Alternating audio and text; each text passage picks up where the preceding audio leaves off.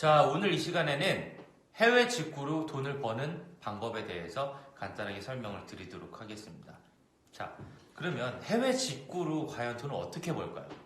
대부분 단순하게 저한테 이렇게 질문을 해주세요. 해외 직구족이 증가하고 있는데 왜 구매대행 사업자가 돈을 벌죠? 그 기사 같은 거를 많이 보셨을 거고 굉장히 의문이 드는 얘기이기도 합니다. 자, 그럼 해외 직구족이 증가하고 해외 직구 금액이 증가하고 있는데 직구족의 증가가 확실한지 이거에 대해서 먼저 짚어드리도록 할게요. 자, 2018년도 해외 직구 금액이 사상 최대치를 찍었습니다. 그럼 해외 직구 금액이 커졌다는 것은 해외 직접 구매가 커졌기 때문에 직구족의 증가라고 볼 수가 있을까요? 가 아니라 해외 직구족의 증가가 아니라 구매대행 사업체가 하고 있는 건수가 늘어나고 있습니다. 자, 예를 들어볼게요. A라는 고객이 미국 아마존에서 물건을 사서 자기가 직접 한국으로 받았습니다. 자, 그럼 관세청 입장에서 보면은 이 A라는 고객이 아마존에서 물건을 사서 개인 사용 목적으로 직접 받았기 때문에 해외 직구로 볼 겁니다. 자, 근데 B라는 고객은 아마존에서 물건 구매하는 방법을 몰라요. 그래서 저희 같은 구매대행 업체한테 주문 의뢰를 합니다. 그럼 저희는 아마존에서 물건을 사서 저희한테 바로 오는 게 아니라 고객한테 바로 보내주는 겁니다. B라는 고객한테. 자, 그럼 관세청 입장에서 보면은 이 B라는 고객한테 아마존에서 산 물건이 개인 사용 목적으로 들어간 겁니다. 발송은 제가 해줬지만 수신은 B가 하는 거잖아요.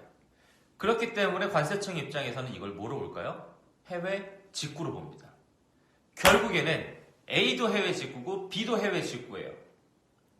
그러면 직구족이 하는 건수가 많아질까요? 아니면 저희같이 구매대행 사업자가 하는 건수가 많아질까요? 100% 구매대행 사업자가 하는 건수가 많아지는 겁니다.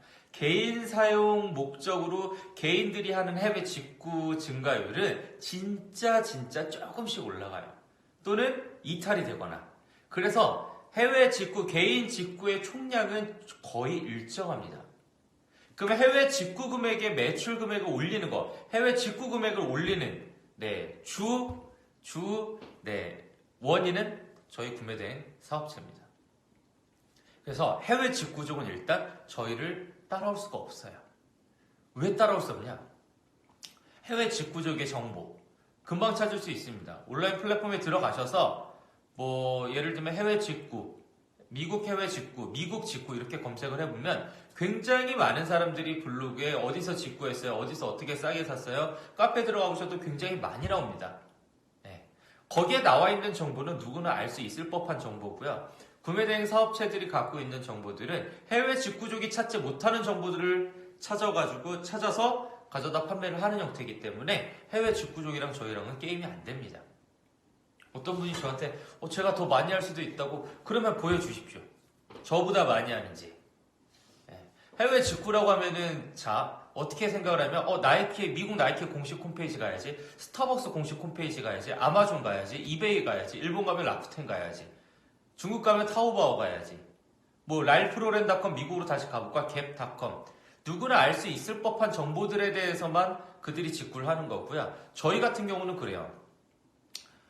예를 들어 A라는 고객이 미국 나이키 공식 홈페이지에서 100불 주고 신발을 직구하려고 했는데 저희는 그 신발이 60불에 파는 곳을 알아요. 그러면 저희는 이 60불에 마진을 붙여가지고 상품을 올려놓는단 말이죠. 국내 시장에. 그러면 이 A는 헷갈릴 겁니다. 내가 직구하려고 미국 나이키 공식 홈페이지에서 100불짜리 상품을 봤더니 우리나라에서 훨씬 더 저렴하게 파는 거죠.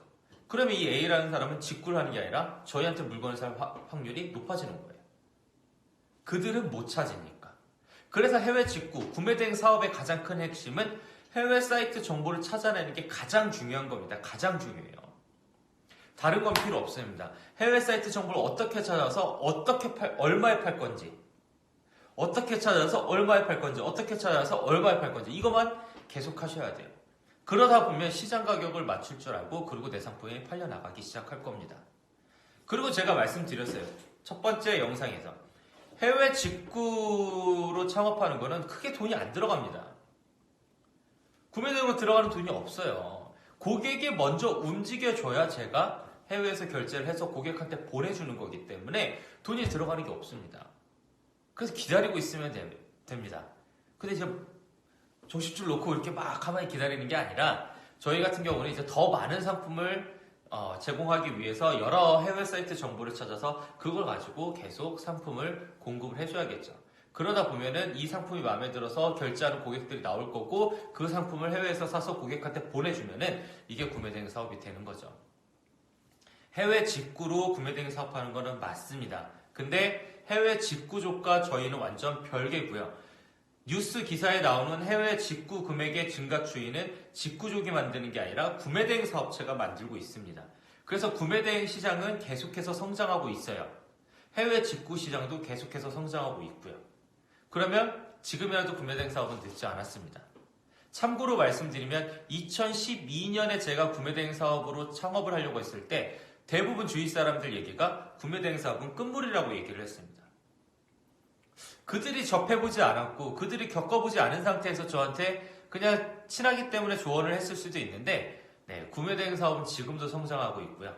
그리고 또 한 가지 말씀드리면 우리나라 전체 시장, 온라인 플러스 오프라인 전체 시장에서 오프라인이 점점점 온라인으로 넘어오고 있습니다. 이거 관련된 기사는 다음 영상에서 조금 설명드리도록 하고 해외 직구의 성장세는 계속됩니다. 그리고 이걸로 저희는 창업을 할 수 있는 거죠. 그리고 가장 중요한 포인트는 해외 직구족들이 찾지 못하는 정보를 찾아서 저희가 우리나라에 공급을 해준다면 그게 팔릴 가능성이 높은 거죠. 해외 직구족이 찾지 못하는 정보에는 같은 상품인데 더 저렴하게 찾는 것도 포함이 되는 겁니다. 자, 그리고 이제 우리나라 온라인 시장에 대한 내용은 제가 다음 영상에서 설명드리도록 하겠습니다.